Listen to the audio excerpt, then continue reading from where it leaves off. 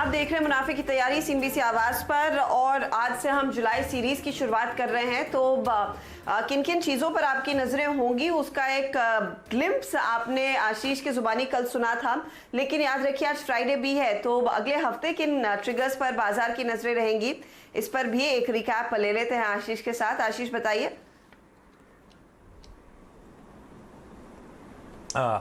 देखिए, अगले हफ्ते का सबसे की इवेंट होगा कि 1 जुलाई से हम अनलॉक 2.0 उसकी शुरुआत करने वाले हैं, यानी कि फेज 2 की तरफ ग्रेजुएट करेंगे। तो इस वीकेंड या इस दौरान आपको सबसे इंपॉर्टेंट कि क्या क्या रियायतें, क्या क्या अनलॉकिंग में और ढील दी जाएगी उस पर फोकस होगा। मिसाल के तौर पर मैं कई सारे आर्टिकल्स पढ़ रहा था, शायद लिमिटेड इंटरनेशनल फ्लाइट्स भी इस सेकेंड फेज में अलाउ कर दी जाएं, तो वो सबसे इंपॉर्टेंट होगा। इस बीच कोरोना वायरस को लेकर अपडेट्स, मॉनसून की प्रोग्रेस, हाँ, जियोपॉलिटिकल डेवलपमेंट्स, क्योंकि वो एलएसी के कंसर्न्स अभी तक अबेट नहीं हुए। ठीक है, सैटरडे से जब अगले हफ्ते की शुरुआत हो रही है तो सैटरडे को रिजल्ट्स आने, सबसे इंपॉर्टेंट एनटीपीसी का कल आएगा। इसके अलावा बीईएमएल और शोभा लिमिटेड, इनके रिजल्ट्स आएंगे। और साथ साथ मैंने कल जब सीरीज में नजर की बात करी थी तब कहा था कई सारी एजीएम रडार पर रहेंगी, तो कल इन्फोसिस की एजीएम है। उसके बाद सोमवार को सेंट्रल बैंक की बोर्ड मीट है, वो लोग इक्विटी कैपिटल के द्वारा फंड रेजिंग की तैयारी कर रहे हैं। FY21 का फैसला लिया जाएगा कितनी फंड रेजिंग किस मीन से होगी। इसके अलावा एमआरएफ, बीईएल, सीएससी और रेमंड्स, इन सब के नंबर्स मंडे को आने हैं। 30 जून यानी कि ट्यूसडे को 5th फेज, ये जो लॉकडाउन का है, इसकी ये खत्म होने जा रहा है। रिजल्ट्स आएंगे ओएनजीसी, गॉडफ्रे फिलिप्स, एयरकॉन और राइट्स के, ये दोनों रेलवे सरकारी कंपनियां रडार पे रहेंगी। एचयूएल की एजीएम भी होगी और इस दिन तक मैं एक्सपेक्ट कर रहा हूं कि वो अगले फेज के लिए कितनी और ढिलाई दी जाएगी उसकी गाइडलाइन सामने आ चुकी होंगी, क्योंकि 1 जुलाई यानी कि अगले हफ्ते वेडनेसडे को फेज 2 अनलॉक 1.0 की उसकी शुरुआत होनी है। एफओएमसी के जो पिछली बैठक हुई थी फेड की, उसके मिनट्स, उसका ब्यौरा भी आएगा। और हाँ, 1 जुलाई है तो इस महीने जून के बिक्री के आंकड़े हमारे पास होंगे, ऑटो बिक्री के आंकड़े।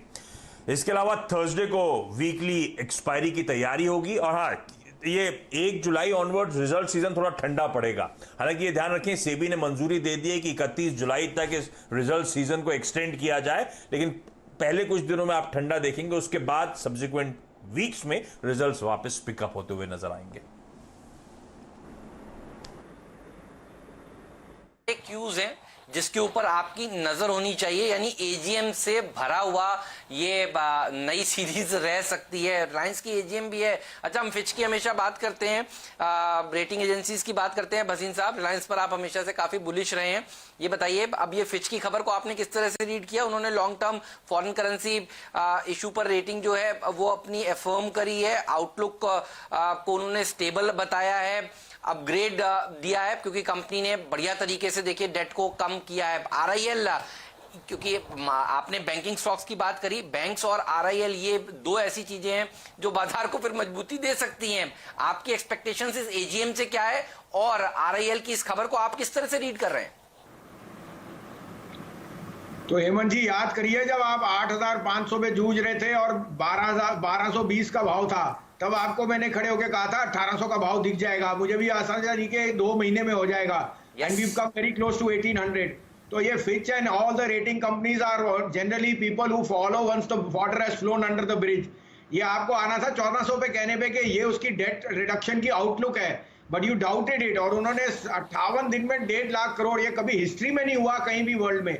So it's telling you the potential of India Incorporated and the other businesses. और मुझे ये Reliance has set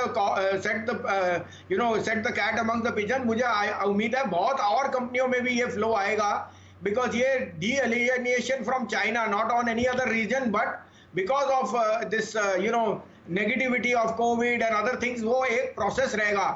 Indian corporates are, Indian business is going to get huge amount of impetus. और ये फिच का down upgrade is a very big positive, because उनकी जो international bonds हैं वहां पे रिलायंस को will get a better credit rating. And Reliance is always in the process of raising money from global outsourcing centers. So I think it's a very big thumbs up, not only for Reliance but for India itself.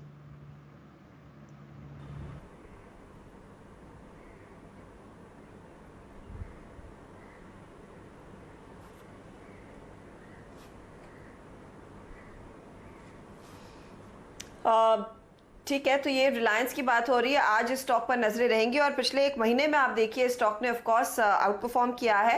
यहाँ से आगे AGM में क्या trajectory रहेगी business growth की, उस पर भी नजरें होंगी, क्योंकि मुझे याद है पिछली एजीएम में स्पेसिफिकली इन्होंने वैल्यू अनलॉकिंग की बात की थी और of course Jio platforms, retail business, इसको अलग से तैयार किया जाएगा बड़ी एंटिटी के तौर पर। जियो प्लेटफॉर्म में वो हो चुका है, रिटेल के लिए क्या प्लान्स और ऑफ कोर्स जो अलग से O2C बिजनेस भी आगे लिस्ट किया जाएगा, उस पर भी शायद कुछ और खुलासा होगा। तो रिलायंस एक ऑफ कोर्स एक आउट परफॉर्मर रहा है पूरे जून के महीने में, लेकिन आईटी स्टॉक्स भी फोकस में रहेंगे। हेमंत, आज एक्सेंचर के जो नंबर्स आए हैं, साइंस तो कुछ पॉजिटिव ही नजर आ रही हैं डील्स को लेकर और ओवरऑल कमेंट्री को लेकर। आशीष क्योंकि हमारे साथ बने हुए हैं, आशीष ने इनफैक्ट नंबर्स पर नजर डाली और मॉर्गन स्टैनली CLSA की रिपोर्ट्स भी आई हैं। आशीष बताइए क्या पढ़ा है आपने एक्सेंचर के इस परफॉर्मेंस में और इस कमेंट्री में? देखिए, Q3 के नंबर्स आए थे क्योंकि सितंबर एंडिंग कंपनी है एक्सेंचर, और Q3 में इस कंपनी की आय जो है US डॉलर टर्म्स में 1% का दबाव दिखा रही थी। खैर वो ज्यादा इंपॉर्टेंट नहीं है, जैसे आपने कहा कमेंट्री और एक्सेंचर जैसी कंपनी क्योंकि गाइडेंस शेयर करती हैं आगे के आउटलुक पर, वो ज्यादा इंपॉर्टेंट है। तो जो इस कंपनी ने पहले गाइडेंस दिया था उसे और कॉन्ट्रैक्ट कर दिया गया है। पहले इसने 3 से 6% पूरे साल की ग्रोथ की बात करी थी, जिसे अब रिड्यूस करके 3.5 से 4.5, 3 से 6 से हटाकर 3.5 से 4.5% के अब पूरे साल में ग्रोथ की बात कर रहे हैं, क्योंकि दिक्कतें हैं कोविड 2019 के चलते क्लाइंट स्पेंडिंग्स को लेकर, इसीलिए उन्होंने फुल ईयर की ग्रोथ एक्सपेक्टेशंस को कर्टेल करा है। और ये चैलेंजेस वैसे बाकी इंडियन आईटी कंपनीज ने भी हाईलाइट करे थे जब TCS, जब इन्फोसिस के मैनेजमेंट्स आए थे। बस एक चीज मेरे को जहन में रहती है, TCS ने स्पेसिफिकली कहा था कि Q3 के से पटरी पर ग्रोथ लौटती हुई नजर आएगी इस साल के, तो वो देखना होगा। लेकिन हाँ, चैलेंजेस हैं और एक्सेंचर जैसे दिग्गज ने भी पूरे साल की ग्रोथ रिड्यूस करी है, और ये स्ट्रीट को पता है कि क्लाइंट स्पेंडिंग को लेकर अब दिक्कतें आनी है, इसलिए FY22 की इस समय स्ट्रीट डिस्काउंटिंग कर रही है, क्योंकि FY21 वैसे ही एक चैलेंजिंग साल होगा। ठीक बात है। तो देखिए आईटी सेक्टर पर भी नजर होगी और आज के सबसे बड़े इवेंट की बात कर लेते हैं। याद करिए कल हमने आपको कहा था कि सबसे बड़ा इवेंट वो पावर सेक्टर वाली बैठक है, आउटकम उसका देखिए पॉजिटिव आया, तो क्या भेल वगैरह में तेजी देखने को मिली थी। आज का सबसे बड़ा इवेंट अगर कोई एक है तो देखिए वो है दरअसल आरबीआई की बोर्ड बैठक। कल सेबी की बोर्ड बैठक हुई थी और अब आज आरबीआई की बोर्ड बैठक है, और आरबीआई की बोर्ड बैठक से पहले निर्मला सीतारमण जी का वो बयान जरूर दिखाइएगा डायरेक्टर साहब एक बार प्लीज।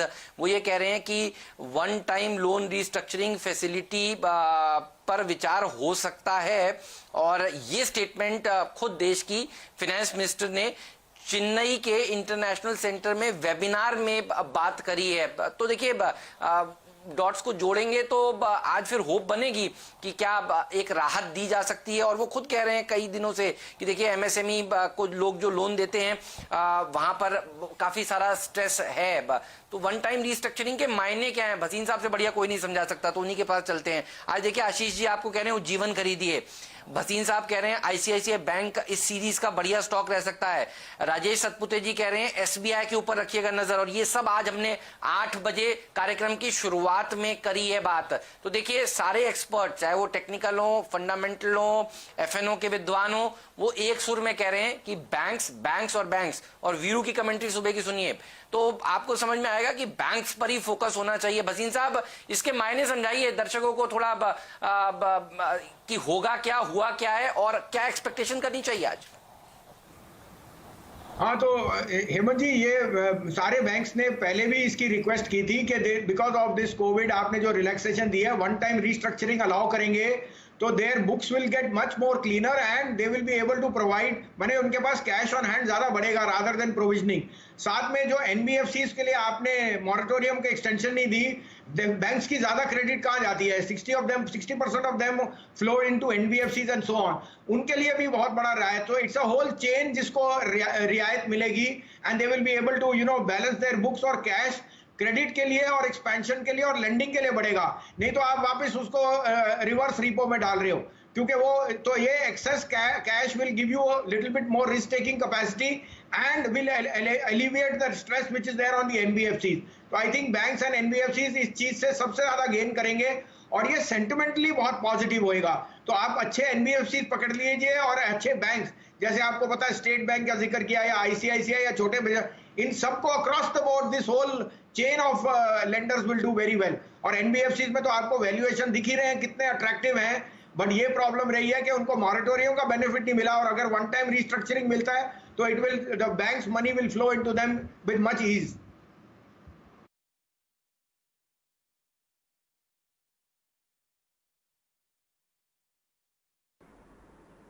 तो ये देखिए बैंकिंग स्टॉक्स आज रेडार पर रहने वाले हैं और आरबीआई की बोर्ड बैठक में क्या कुछ निकल कर आता है उस पर हमारी नजरें रहेंगी और आपके लिए उसके बाद पूरी एनालिसिस भी लेकर आएंगे।